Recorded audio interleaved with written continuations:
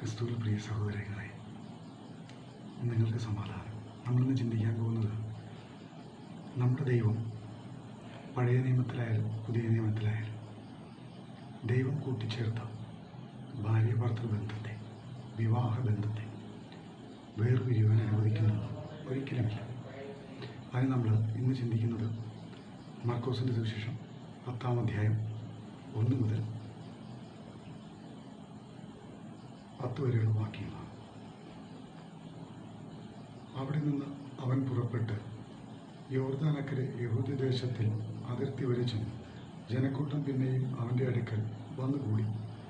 പതിവ് പോലെ അവൻ അവരെ വീണ്ടും ഉപദേശിച്ചു. അപ്പോൾ പരീശന്മാർ അടുക്കൽ വന്നു, ഭാര്യയെ ഉപേക്ഷിക്കുന്നത് പുരുഷന് നിയമാനുസൃതമോ എന്ന് അവനെ പരീക്ഷിക്കുവാൻ അവനോട് ചോദിച്ചു.